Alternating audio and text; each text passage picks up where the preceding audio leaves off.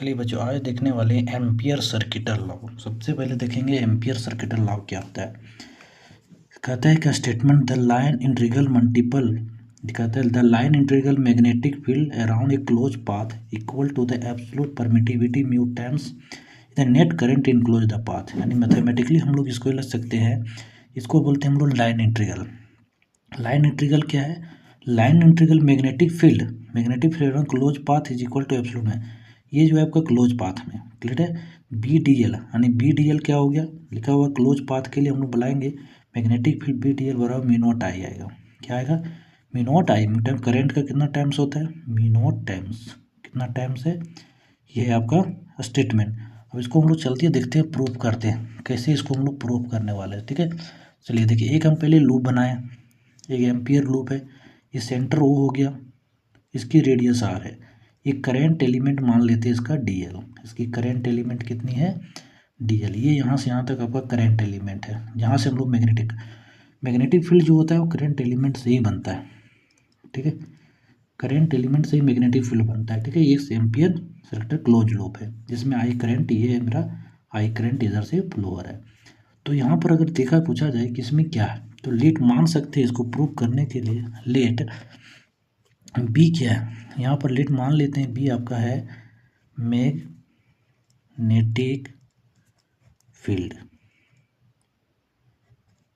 B क्या है बच्चा? Magnetic field. साथ ही साथ डी एल क्या है? डी एल जो आपका है करेंट एलिमेंट। डी एल आपका हो गया करेंट एलिमेंट।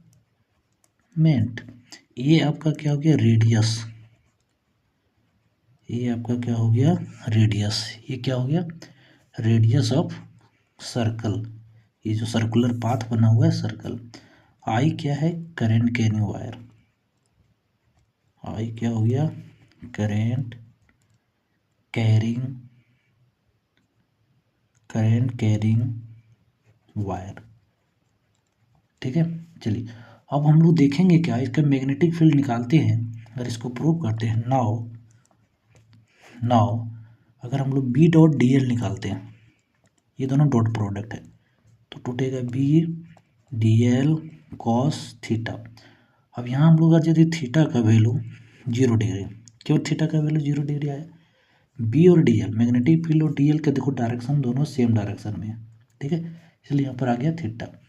अब इसको हम लोग कहेंगे taking line integral over the close pipe. हम लोग लाइन इंटीग्रल लेंगे। ठीक है, टेकिंग लाइन इंटीग्रल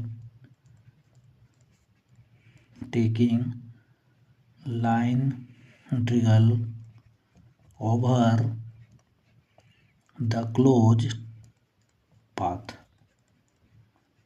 तो क्या हो जाएगा बच्चा? Close integral vector B D L, इसको क्या करते हैं हम लोग, देखो इसको बी डी एल को अगर तोड़ेंगे तो बी डी एल की जगह हम लोग क्या निकला? Close integral B D L बराबर हम लोग को निकालेंगे इसको close integral B D L. ठीक है, कोस 0 डिग्री हो जाए, कोस 0 डिग्री का वैल्यू कितना होता है? 1, तो निकलेगा बी डी एल। अब बी को बाहर कर देते हैं तो निकला ये। ठीक है, यहाँ पर क्या लाइन इंटीग्रल, यहाँ डी एल। डी एल क्या बता रहा है बच्चा? डी एल आपका क्या है? डी एल जो है circumference of circle. D L क्या हो गया? सरकमफेरेंस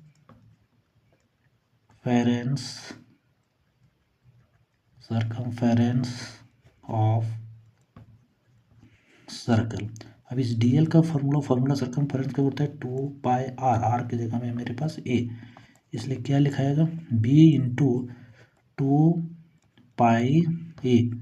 ठीक है, इसको मान लेते हैं इक्वेशन नंबर 1। ठीक है, आगे देखते हैं बच्चा। अब हम लोग के पास क्या जानते हैं, फॉर्मूला पहले निकाले हैं बायो सेवर्ट लॉ में।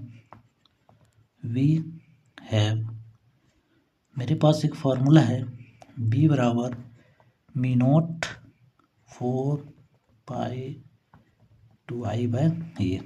ठीक है, अब हम लोग फ्रॉम इक्वेशन ए से देखते हैं। ठीक है, अब हम लोग आपके देख लेते हैं इसमें से क्या होगा। ठीक है, तो हम लोग यहाँ देखते हैं फ्रॉम इक्वेशन 1, क्या देखेंगे?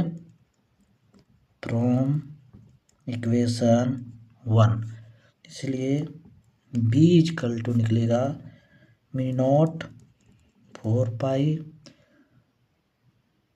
और क्या हो जाएगा मी नॉट 4 पाई, और जहाँ पर मेरे पास 2i है, ठीक है, 2i/a।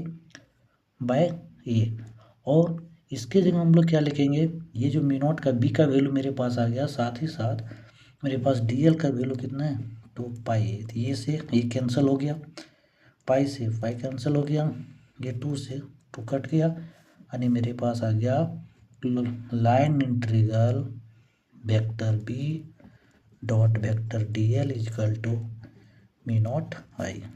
यही हुआ आपका फार्मूला प्रूफ हो गया, ठीक है, this is a proof his formula. ठीक है बच्चा, तो ये एम्पियर सर्किट लॉ हम लोग देख लिए, एम्पियर सर्किट लॉ को प्रूव कर लिए।